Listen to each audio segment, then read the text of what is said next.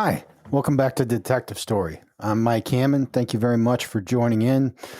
I hope you're all doing well, all good on this end. I really appreciate you being here with us again or for the first time. If this is your first episode, it makes me feel great and hope you enjoy it. Today, we are lucky enough to have another guest on the show. We have featured several guests by now, and I'm very proud of being able to interview each one, and today is no exception. We have with us today the incredible LaDonna Humphrey. In the interest of time, I'll not even try and give you the full scope of LaDonna's resume that she has put together in one lifetime, but here's a quick synopsis. LaDonna and her husband are the parents of 7 children.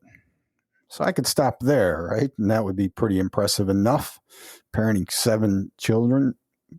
But that's not all, of course. She's an award-winning documentarian, investigative journalist, and the writer and producer of the documentary, of Uneven Ground, the Melissa Witt Story. LaDonna is also the executive director of the Oasis of Northwest Arkansas, a women's treatment and health center. She is the co-founder of All the Lost Girls Foundation, a group that focuses specifically on cold case homicides of women who have been strangled and murdered, and serves as a clearinghouse nationwide of cases of that order to assist the families of the victims and law enforcement with resolution. She is the host of several podcasts, including the Deep Dark Secrets podcast, the Legends in Blue podcast, the Extinguished podcast, and the Roommate podcast. And she is the published author of the books The Girl I Never Knew and Connected by Fate. That's just kind of the start. I'll let you tell you in her own words all that she has going on, and I don't expect you to remember everything. I'll have her accomplishments listed in my show notes for your perusal at your convenience. Today, we're going to focus on specifically her documentary, Uneven Ground, the Melissa Witt story. Melissa Witt was a 19-year-old woman who, on December 1st, 1994, in Fort Smith, Arkansas, went missing. About 6:30 that evening, December 1st, 1994, Melissa was to meet her mother at a bowling alley in Fort Smith there. She did not show, and by later in the evening, her mother was very concerned, as that was outside of her normal behavior to not show up.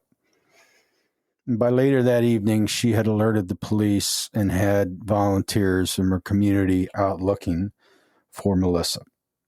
Detectives were made aware of what was going on and got involved themselves pretty quickly, and they were able to find Melissa's car in the parking lot of the bowling alley there in Fort Smith. To their concern, they found blood near her car, which turned out to be Melissa's blood, and articles of clothing, I think jewelry. And so they knew something bad was up. There was an exhaustive search for Melissa that included a lot of press coverage, a lot of people out looking for her, all of it to no avail until, sadly, 45 days later, approximately on January 13th of 1995, just after the new year, her body was found by hunters in the Ozark National Forest, about 50 miles from where she'd gone missing in the bowling alley there in Fort Smith. Her death was ruled to be a homicide, strangulation. There's a lot that went into all of that, and we'll get into that. I highly recommend the documentary. It's on Amazon Prime as of the recording of this show. Again, that's Uneven Ground, the Melissa Witt story. If you're a true crime fan, I'm assuming you probably are. If you're here, you'll find it very interesting, I think, and a captivating story. So without further ado, let's jump into the interview with Miss LaDonna Humphrey. Please welcome her and enjoy. Hi, this is Mike Hammond. Let's take a moment from our regular programming for a real talk about safety and security. I want to introduce you to Blue Knight Security Solutions. Yep, Knight, like King Arthur's court. Your ultimate partner in protection. Blue Knight Security Solutions isn't just your average security company. They are a team of elite detectives, investigators, and law enforcement professionals with unparalleled expertise. Especially in this realm, I wouldn't vouch for just anyone, but I confidently endorse Blue Knight because I have seen their skills firsthand. Whether you need real-world investigative prowess or comprehensive security measures for your business, synagogue, church, school, or any gathering place you feel at risk, Blue Knight Security Solutions has you covered. From risk assessment to tailored security plans, they'll ensure your safety is priority number one. So, if you're in need of real safety, contact Blue Knight Security Solutions today at 773-706-4920 or visit BlueKnightSecuritySolutions.com. Again, Knight like the round table, BlueKnightSecuritySolutions.com. Tell them I sent you.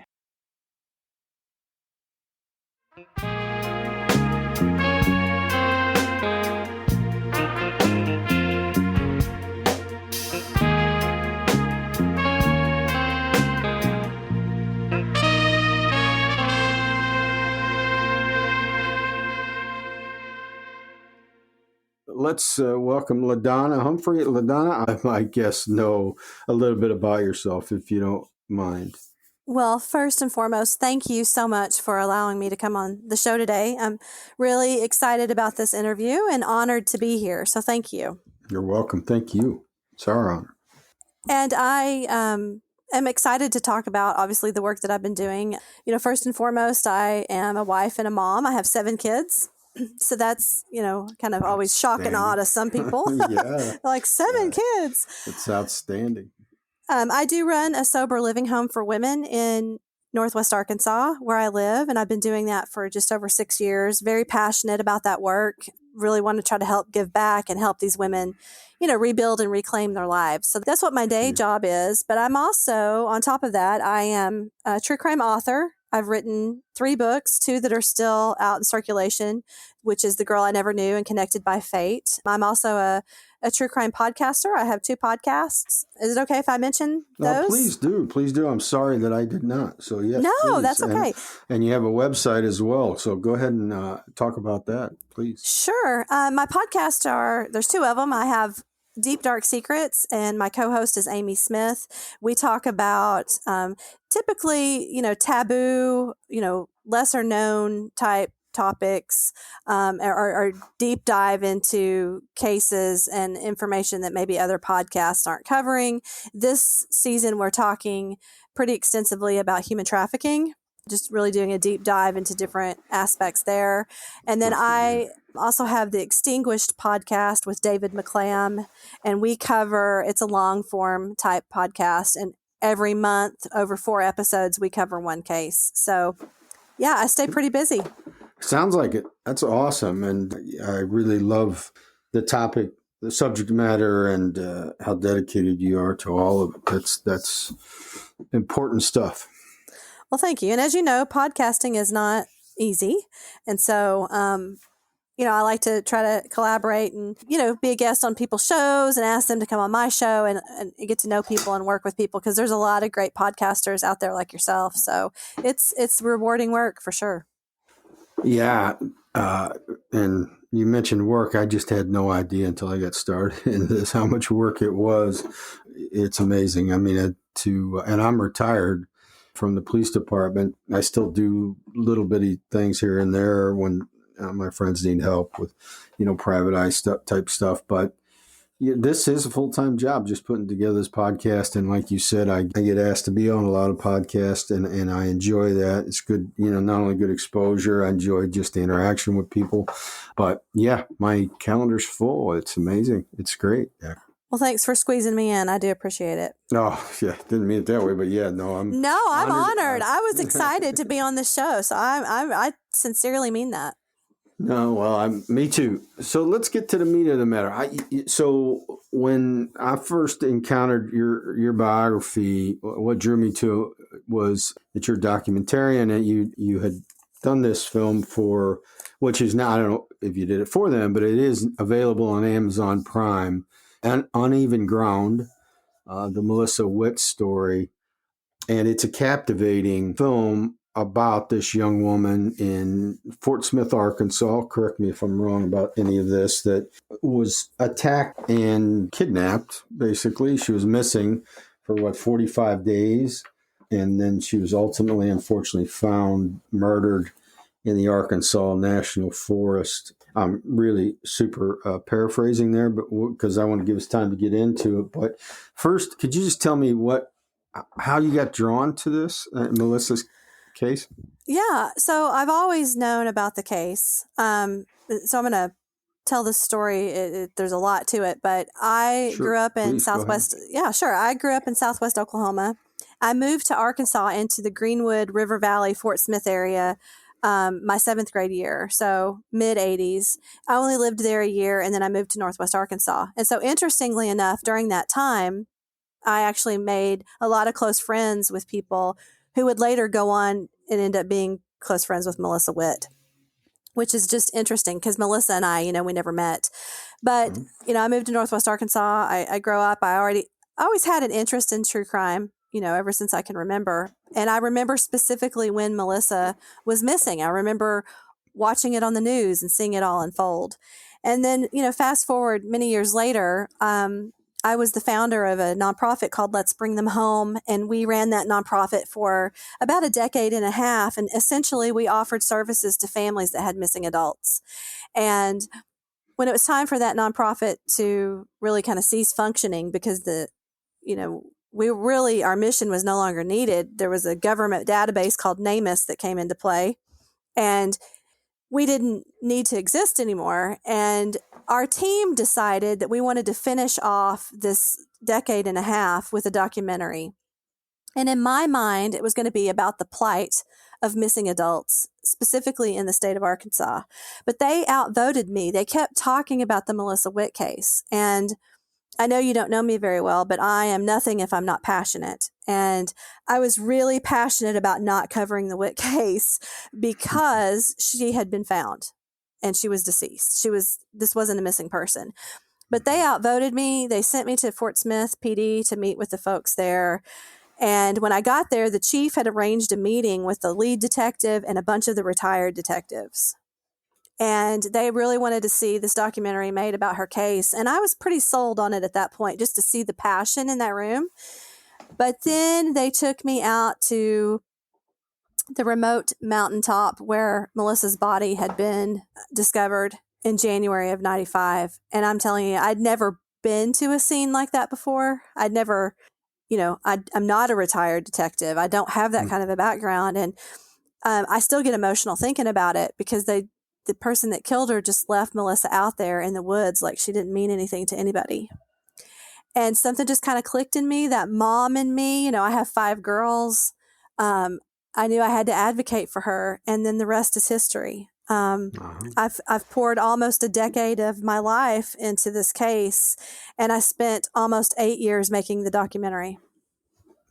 Amazing. And you did a great job with it, because I think from multiple aspects, it's really good. It's artistically well done. It's interesting. It keeps you involved, and beyond that, I'm watching it through the lens of my life experience, and I started taking notes. And I have to be a little bit careful, just because I can go down this road and really get in a rabbit hole of, oh boy, I need to find, I can figure this out. I can do this. I can do that. That's not always the healthiest thing to do, especially, when it's halfway across the country or whatever. But with yours, I was captivated by that. You told a great story, and Melissa has a really interesting story and certainly deserves resolution. And it's a solvable case. I mean, it truly is. It's a case that's captivated our state, and I really want to see her get justice. And, the unique thing that happened through this is that, I started off doing this documentary project, and then it really morphed into a partnership with retired detectives and the lead detective. They allowed me to see the case files. They allow me to contribute to the case, which is really, really unusual. That does not happen a lot. And so it was really important to me that I kept my word to the department on how we would tell the story in the documentary. Okay. The agreement was that I would just tell the story, and I wouldn't put any kind of slant on who I thought it was or give anything away in that documentary that could jeopardize the case. That's always been something that's very important to me. And I feel like we accomplished that, especially for a self-funded, this independent first-time documentary. It's something I'm really proud of, and I was just blown away when Amazon Prime picked it up. I mean, I'm just so happy for Melissa's case. Yeah, well, good, and you deserve all the credit in the world for that, because Amazon Prime would not have picked it up. I don't think, no matter how fascinating the story and how sad the story and all that. If you hadn't done the quality of work that you did, both in terms of, production and in terms of research, and you're right, it is unusual for, police departments to give that kind of access, and good for them. I think that's something that we should all think a lot more about. I think a lot of times you get caught up in, we're going to end up looking bad. We're going to end up looking like, we didn't do the work to solve the case. And it shouldn't be that way. It shouldn't be that way at all. That's ego. It's about the victim and trying to get it solved and getting it out there. If there's not active leads that you're pursuing, and you have to protect the integrity of the case, which I understand that keenly. I worked on cases for years, one case more than 9 years, and it never really went cold because we had active, leads the entire time, and we were finally able to find the killer and get him charged. Cases like that's a little different, right? Because you need to protect the integrity of the case. But when you're kind of grasping at straws, which happens, I just did a podcast myself about a case girl that was stabbed to death in her apartment. We're coming up on the 50th anniversary of that murder, and it was kind of handed down from generation to generation of detectives in the office where I worked, and I was the last guy to get it, and I don't want her to be forgot about. That's that type of case where there could be multiple people that did it, and I'm convinced there's somebody out there that knows something, and so let's talk about it. So good for you, and good for the Fort Smith Police Department for being so open. And they had, and it wasn't like in the beginning that they just said, okay, well, here's the keys to the kingdom. You can have full access. It was really this very interesting dance between us, because who was I? And, I'm just this rookie filmmaker at the time. And, we had to build trust. And really how that happened, it's pretty interesting, because I had never planned to put my name to this case. I wanted to be behind the scenes, and it was never going to be LaDonna's going to write a book or put her name to the doc. I didn't even want to be in the doc, all of those things. But what happened is I gave an interview with one of the retired detectives to a local newspaper, and I had asked the newspaper not to include my name, just to call me a local, documentarian or filmmaker, whatever, but I didn't want to be included. So that Sunday when the article ran, the retired detective called me, and he said, he calls me Humphrey. Humphrey, did you see the paper? I said, no, sir. He said, well, I'll be damned if they didn't put your name and a giant picture of you in this article. And I was really unnerved by that, because in my experience in this line of work with missing persons and, missing and murdered, I'd gotten lots of strange letters from inmates, and you know how it goes. If you're Sure.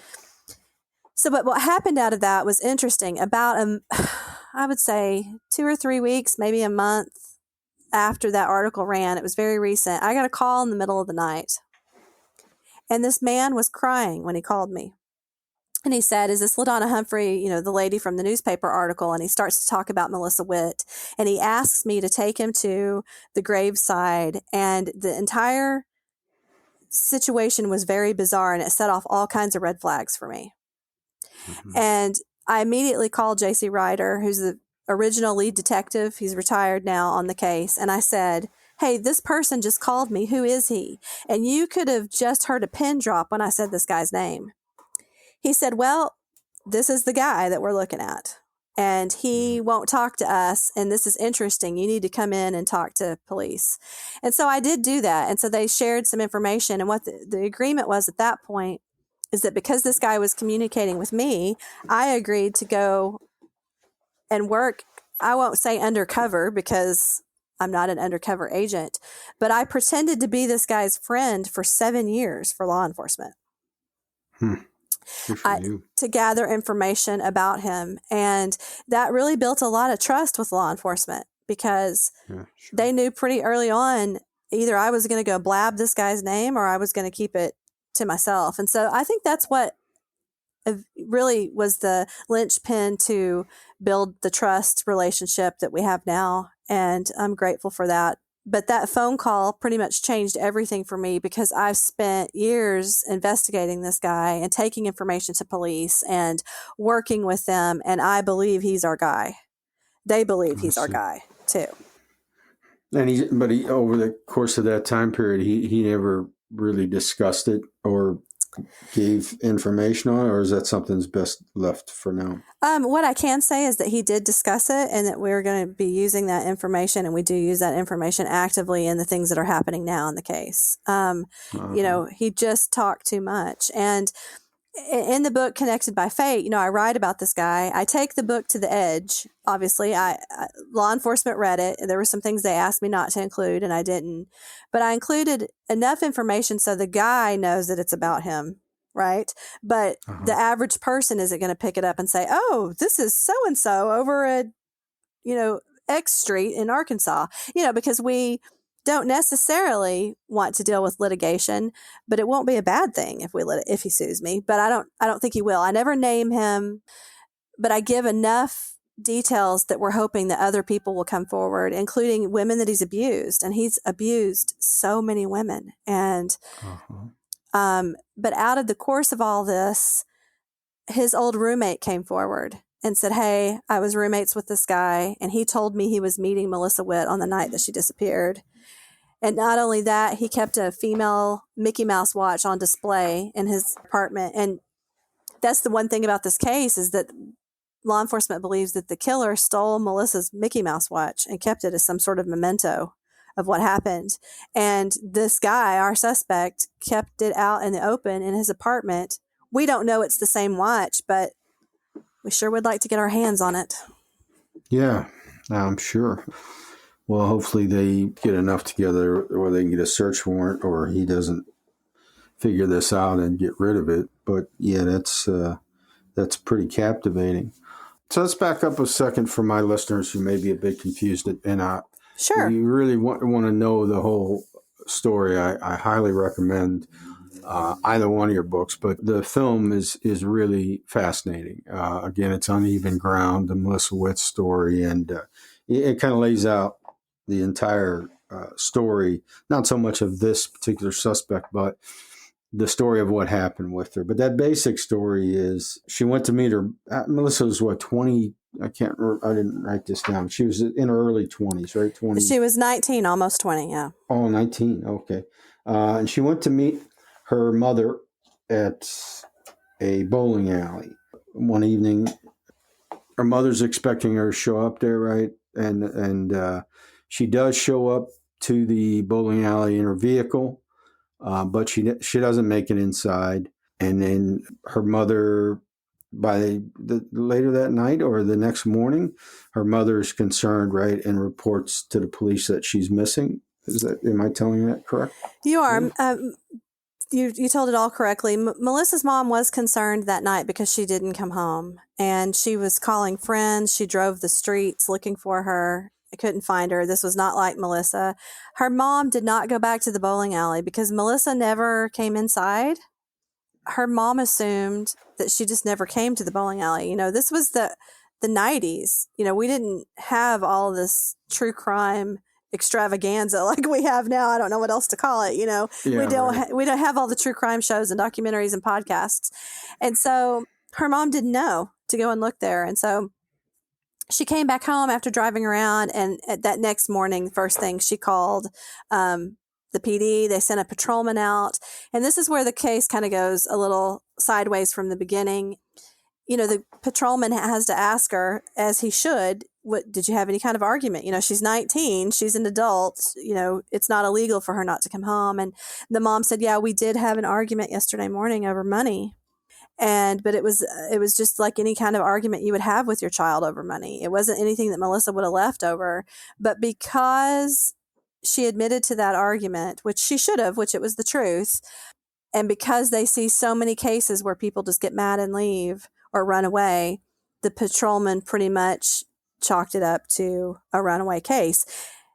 And this was also before the National Center for Missing and Exploited Children had extended services to age 21. There was no crime scene, so to speak. They hadn't found her car. There was no reason to believe there was a commission of a crime. Nothing. And so that didn't set well with friends and family. They started putting out flyers on their own. They got media attention. And that's when the Major Crimes Unit said, hey, I've seen this on the news. Let me see this file. They get the file. They immediately on Sunday, so she goes missing on a Thursday night. They immediately go on Sunday to the bowling alley, and that's when they find her car. And then they know that they've got a problem because they found her car. And they find a crushed hair clip, an earring, and some blood splatter on the ground. And nothing like this had ever happened in Arkansas. Not like that. Not at the time. And so, once Major Crimes had boots on the ground and they had found her car, it was a full-scale effort to find Melissa. And they did everything they could. I mean, this was even before in Arkansas, before the sex offender registry was enacted. Okay. And so they knew about sex offenders, and this because of your history with law enforcement. It's like, even before the registry, who's getting arrested, you kind of know who's on the street, who's doing what, those things. And so those are people that they went to. They interviewed hundreds of people. They did so much to find Melissa. And they were all devastated when 6 weeks later, 2 trappers in the Ozark National Forest, an hour away, found her body. It was shocking. It was not how they wanted the story to end. Yeah, I'm sure. And just for my listeners, for sake of reference, when you're talking, her vehicle was found, and correct me if I'm wrong, LaDonna, but it was December 1st of 1994, correct? So she went missing on December 1st, 1994. That was a Thursday. They found her car, I believe it was 3 days later. So it was on the 4th. Okay. And then she was, her body was discovered January 13th of 95. So just 45 days later, approximately. Right. And her body was an hour away from the initial crime scene. And I think your listeners might find this interesting. I mean, I do. I'm kind of a true crime geek, though. But, the crime scene there at the bowling alley was really disorganized. Really. I mean, it was like a blitz attack on her. Her keys were left behind in the parking lot. We can talk about that. The hair clip, the blood, all of it. And then you look at the scene, which they call the dump site in the Ozark National Forest, which is a long ways away. An hour is a long ways away. Sure. She was completely naked. He had taken her shoes, her clothing, the rest of her jewelry, and there wasn't much there. And so by the time he got out to the Ozark National Forest, he had had time to think about what he was going to do and how he was going to cover up the crime. But I think he acted in a fit of rage when he was in the bowling alley parking lot. I don't think he had planned to murder her or to kidnap her. Gotcha. And just again, for reference, there was blood found on the scene at the bowling alley near her car. But as you describe it in the film, the medical examiner determined not enough blood, probably that there was that was a fatal injury there. It was very likely she was alive when she was taken. That's correct, isn't it? Yes, she would have been knocked unconscious. The place where she was hit on her head, it was definitely determined by the medical examiner that it was not a fatal blow. And we do know that she died from strangulation, manual strangulation. She was strangled face down in the Ozark National Forest. And we know that because she inhaled debris and dirt from that forest, and it was found way down in her airway. And so they know that she died there and from strangulation. So I got a quick question. I actually have so many detective questions I'd love to ask, but now because you guys have a suspect that's pretty strongly in mind, I don't want to hurt the integrity of that investigation. So I'll try and tiptoe around that, and you can just answer. You can say if you better not talk about that part. Okay. Is that okay? Sure, absolutely. So I was a little confused with the ingestion of the native material to the Arkansas National Forest. That's really good work by the medical examiner and the forensic people later to determine that, which for listeners, that means she's killed there.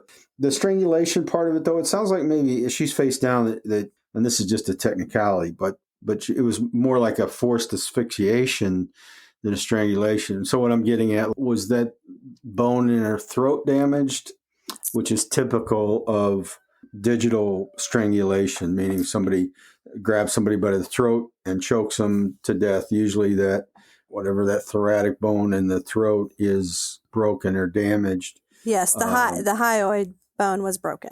That was the only bone broken that she had, was the hyoid bone. So I imagine that he either had her in a chokehold from behind, or potentially, there weren't any ligature marks. There wasn't any kind of, from what I can understand from the medical examiner's report, it was manual strangulation. So, it would have taken a lot of force from somebody to be able to strangle somebody from behind like that. So somebody was in a rage. Yeah, sure. And some of these questions are better asked of the actual medical examiner probably, but I think I understand. So she's face down. He chokes her to death. She ingests what is, like dirt, leaves, or whatever, and they're able to get that out of her system or her lungs. Ultimately, I'm trying to explain this for my listeners. And then they test that material. That's done probably by a crime lab, whoever works up the evidence. Like in Chicago, we send our evidence to the Illinois State Police Crime Lab, and they work it up. I don't know if it's Arkansas, if that's in Fort Smith. Do they send stuff do they use the Arkansas State Police Crime Lab, or do they have their own? Are you aware of that? They use the Arkansas State Police Crime Lab. Yeah, so they're forensic people there at the Arkansas State Police Lab are able to determine that material is native to that Arkansas National Forest. Again, we're talking about an hour away, so that's pretty significant finding there, because you're talking about different native soil and plants or whatever.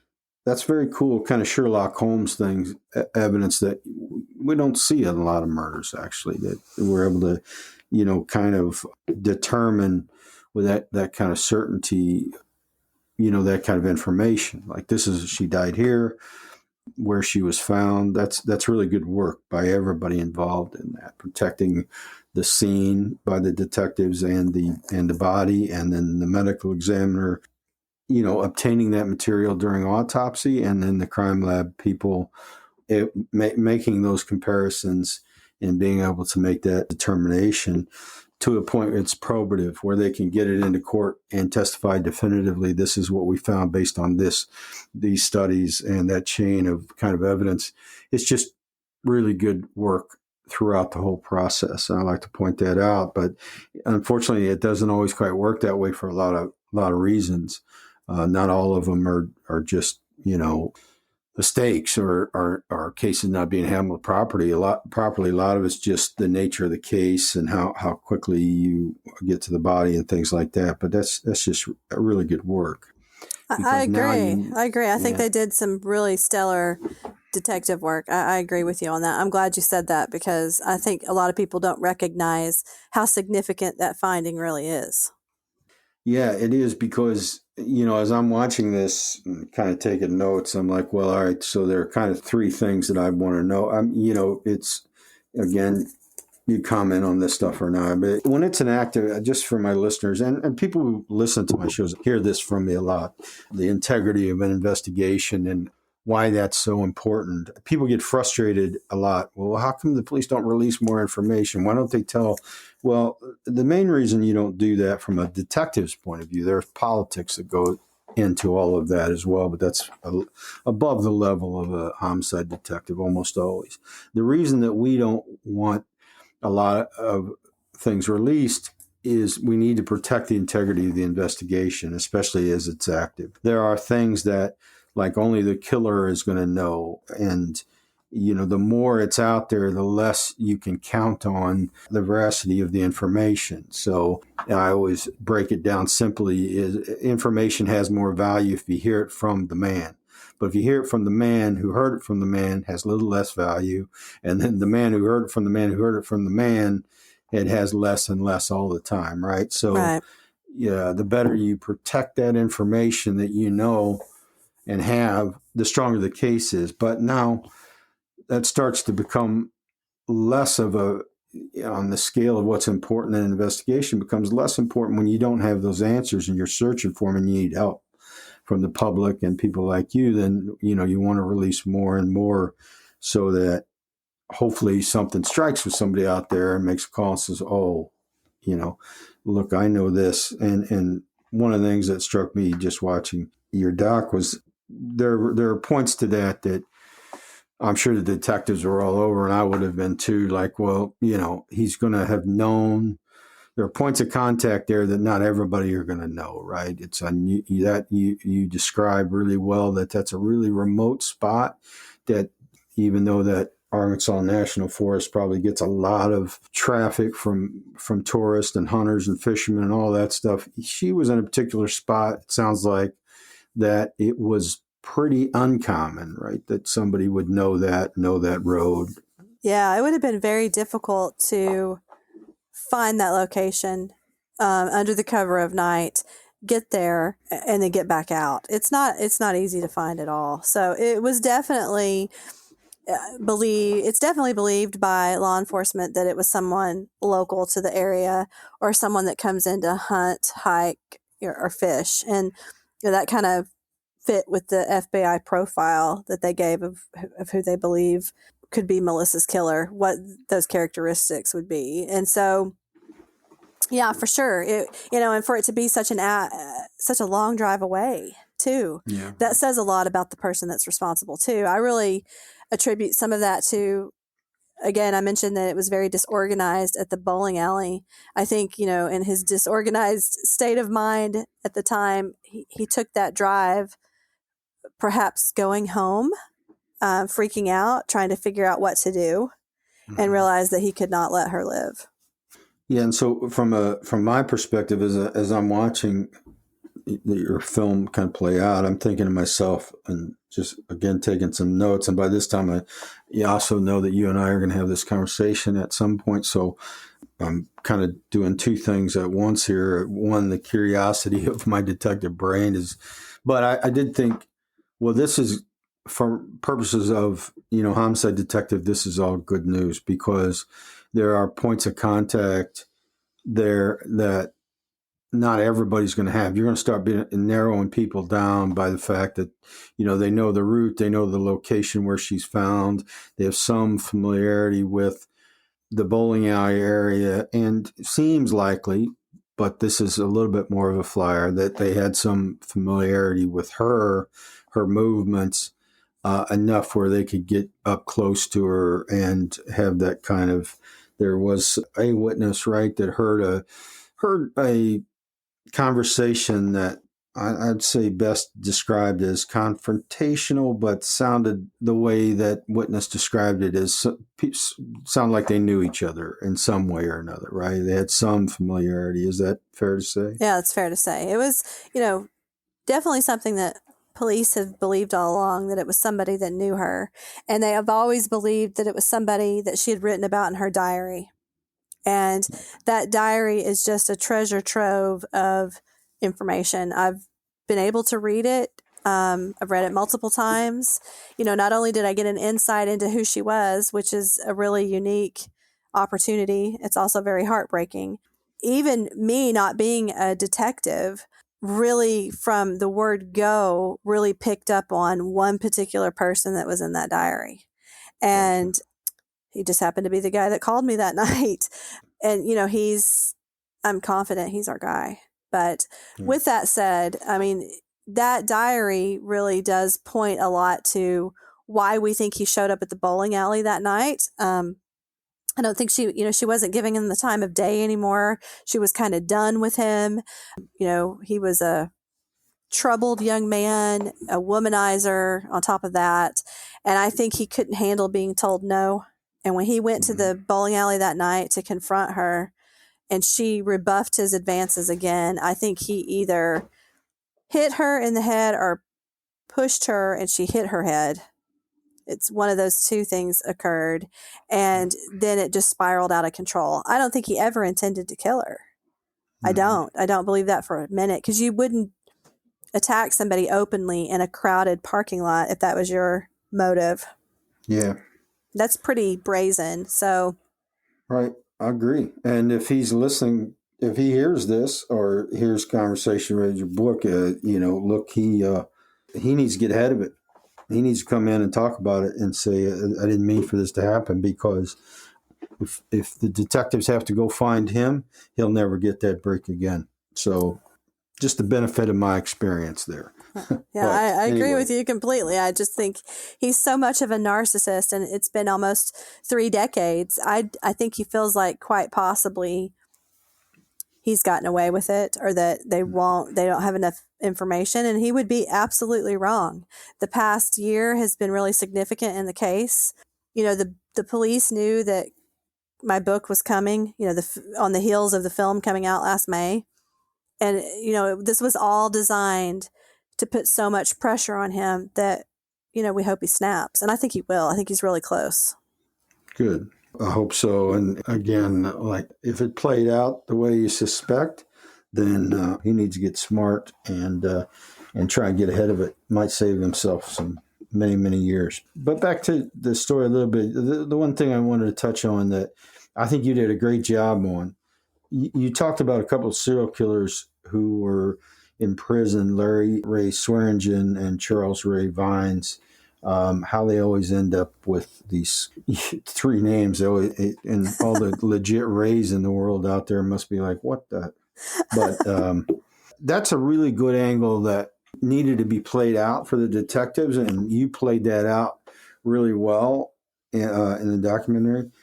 But it seems unlikely, based on the circumstance to me, that she ended up a kind of a unfortunate victim of a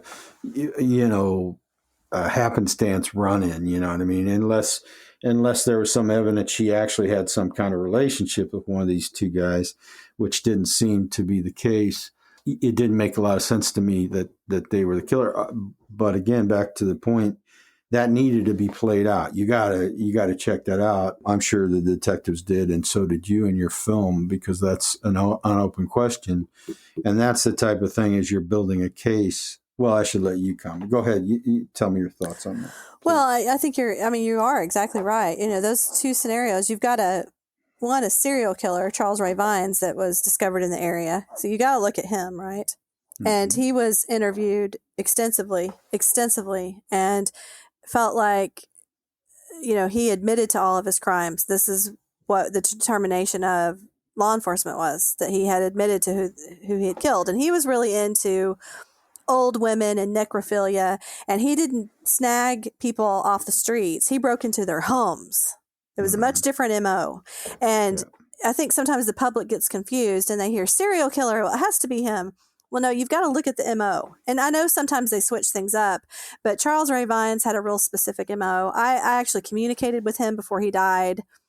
Of course, they all say that they're innocent. He didn't. He admitted to the crimes that he committed, even to me, but he said he had no reason to withhold information if he had committed Melissa's murder. The one that looked really like he could be good for it was Larry Ray Swearingen. And that was because, 4 years, almost to the day of Melissa's murder, he actually kidnapped in Conroe, Texas, a girl named Melissa, who was 19 years old. And he drove her to the Sam Houston National Forest, and he strangled her. And he left her there. And there was a lot of reason to think that this could be Larry. He had grandparents in Arkansas. He was there at least 4 days before Melissa's death, about 2 hours away from Fort Smith. But police could never put him in Fort Smith. And I spent years of my life on that angle. Years of my life on that angle. And there's just nothing tying him to Melissa. Not a thing. We could be wrong, but he was executed, and we don't have those details now. We couldn't get them now if it was him. He took it to the grave. But it's just really unlikely that he was responsible for Melissa's murder. Yeah, it seems unlikely, again, based on circumstance. I mean, that is a really strong coincidence. And, it certainly makes sense why you want to pursue that to its end as best you can to figure out, that the circumstances are so similar. But again, it just seems to me that you'd have to connect him more personally with Melissa for him to be a real suspect in that. Just the nature of it, you got to be really careful with your instincts, right? As a detective, it's like I can feel some way, but it's really about what I can prove. But my instinct with this is it doesn't seem like a one-off. It doesn't seem like, well, a guy like Larry Ray Swearingen happens to be in the parking lot, sees a victim and grabs her. It just doesn't seem like the nature of the totality of what to be evidence in this case, Yeah, Now agree. you can't get stuck on that, but I'm sure that they probably interviewed his cellmates. Well, he's on death row. He may not have had many cellmates in that Swearingen, but they did before his execution, because he had 5 or 6 days, and it was in 2019, I believe, August 21st of 2019. I had spent months prior to his execution date. Every day I called, emailed, and faxed the folks down in Conroe, Texas, and saying, we need to interview Swearingen in the Witt case before he's executed. They got so tired of hearing from me that they called Fort Smith and they said, do you know who LaDonna Humphrey is? And they said, yes. And they said, would you please get her to stop contacting us? Come up here and talk to him. We'll set up a meeting with Swearingen. So they did that, which I'm so glad they did. He wouldn't talk to him, though. He ended up not talking to him, which added to the mystery. But all signs point to it wasn't this guy.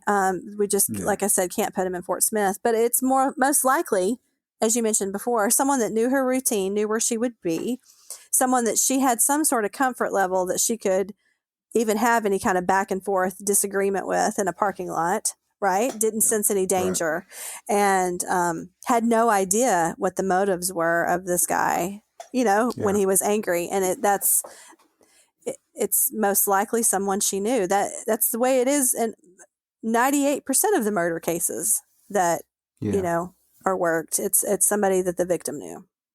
Yeah, it mostly is. And that's why, it's, when women die, the nature of them is you need to talk to the people closest to them first. Now, and that can be, really traumatic and frustrating for family members and that, but it just, I think by now people understand that it kind of has to be done.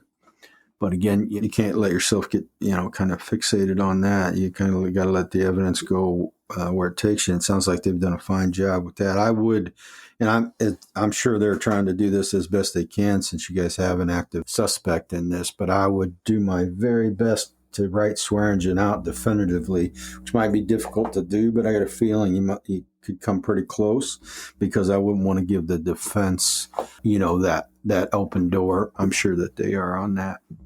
Yeah, I'd like to talk to you maybe offline about that. Some thoughts I have about that too, because I think that is important. And I've personally worked really hard I can place him within days of Melissa's murder.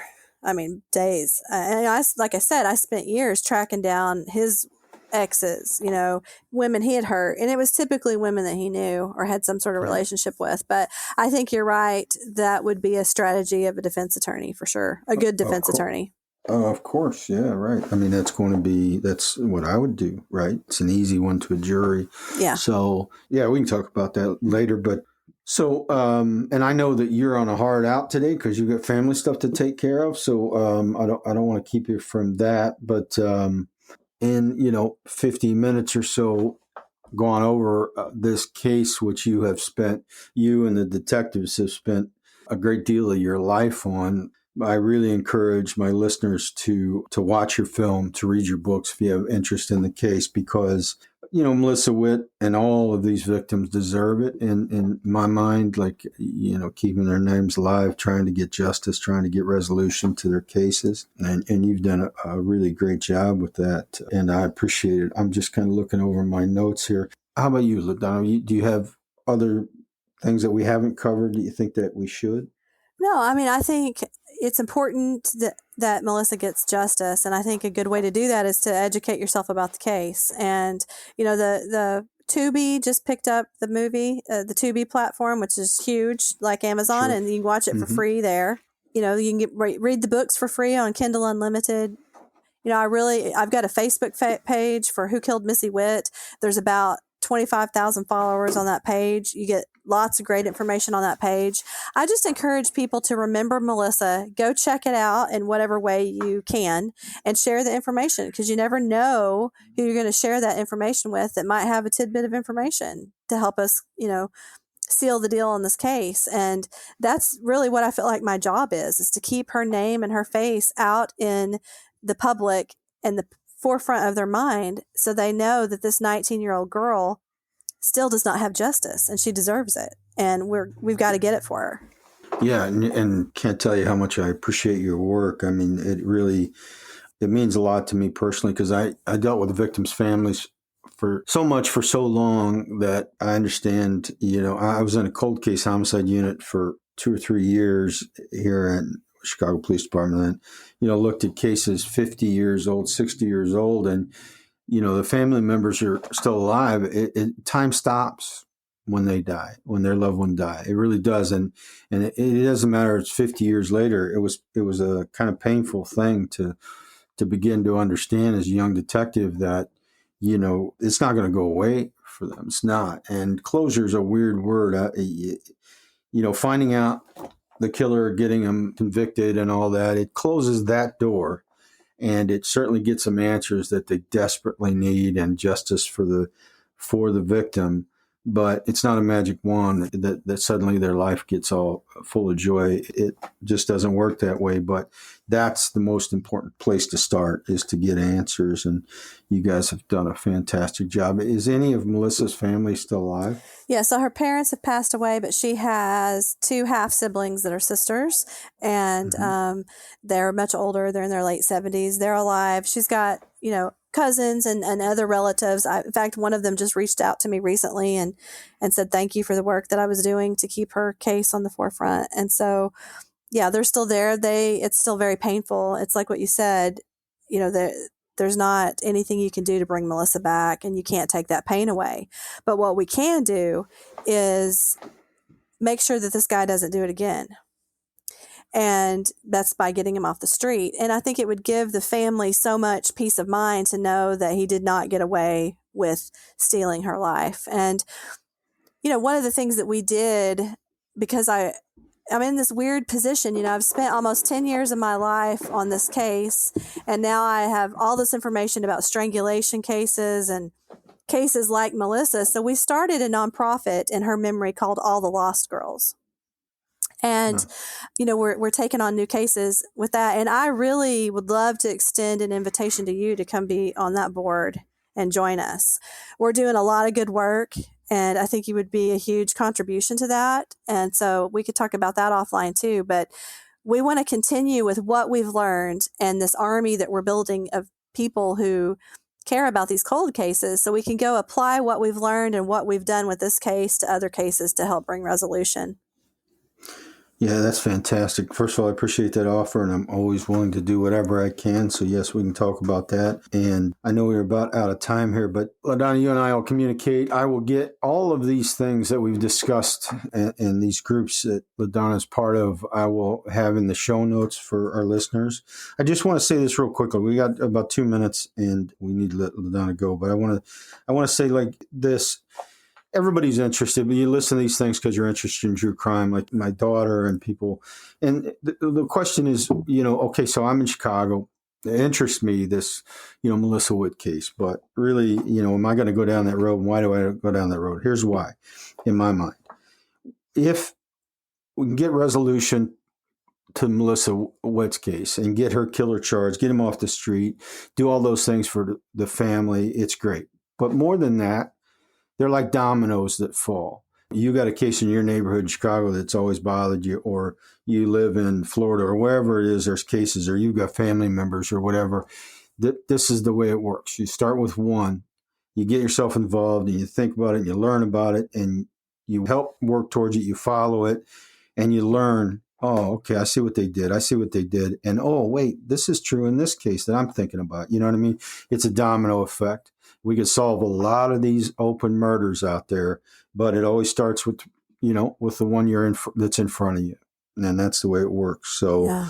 It's critically important, and you're doing great work. And I know you got to go, but I'll let you close here real quick. And then to our listeners, LaDonna and I will talk further. And this won't be the last you hear about Melissa Witt or from LaDonna Humphrey. But go ahead. Well, I just want to thank you again for having me as a guest today, and I want to thank your listeners. And I would just encourage your listeners just to take a moment of your day. Probably the easiest thing to do would be to go to our website at whokilledmissywit.com. Just go to the website, go take a look at her picture, and maybe share some information on social media with the hashtag that we use, #JusticeForMelissaWitt. That has so much power in it. There's so much power in social media. And so I just think if people are moved or they want to get involved or they don't want this to happen to another young woman, if they'll just go take that 5 minutes, to go and visit the website, it would just make all the difference in the world. And do the same thing with other cases like you mentioned, Mike, in your own neighborhood, in your own backyard, in your own state. Do the same thing. There's just power in remembering those that we've lost. And it means so much to the family. It means so much to the detectives that are working the case, because they want people to remember too. These detectives, they get, and this, they're emotionally invested too. They want to make this right for the family. So I think it doesn't go away. It doesn't go away. But I do hope that you'll stay in touch with me. I'd really like to see you get involved with our nonprofit. Yeah, of course.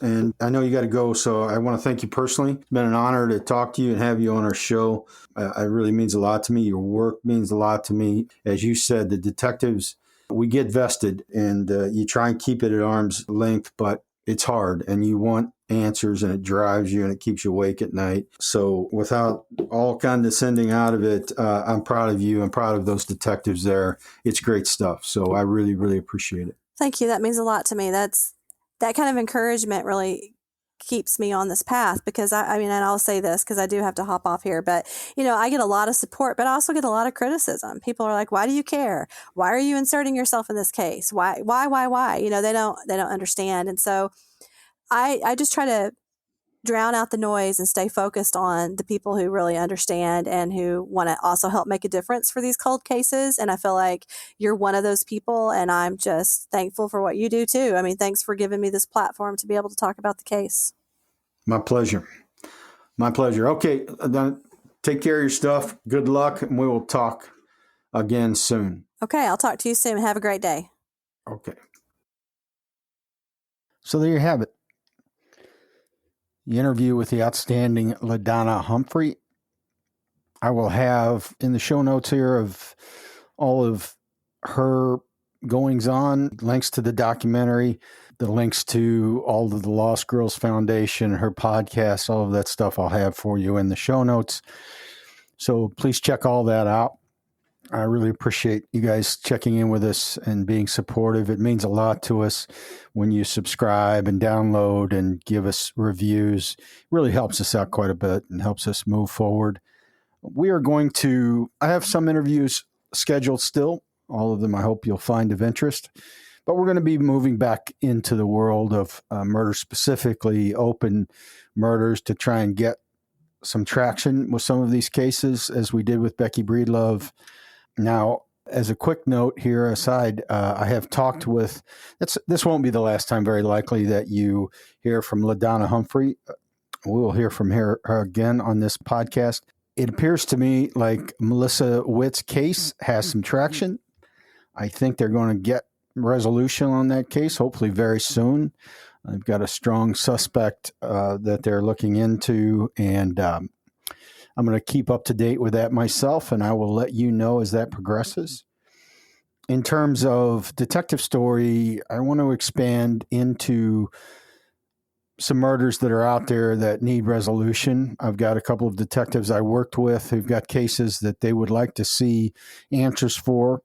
Kind of never goes away for us, and with these open cases, and put them out there hopefully for your interest, and hopefully to continue their names and keep them alive and keep those cases alive. So we'll be moving in that direction as well. I hope you're enjoying it, and I hope you're finding it interesting.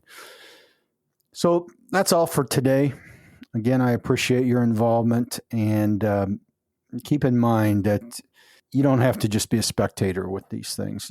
I know they're interesting cases to read about, and I know that there's a lot of interest out there in true crime, and I really appreciate it. But I hope that you'll begin to see as we go down this road that you don't have to just be a spectator. There's work to be done, and if you have interest, there are things that you can do to help with some of these open cases. So that's all I got for today. I will talk to you very soon. We'll be back. Until then, watch out for yourself and watch out for each other. Take care.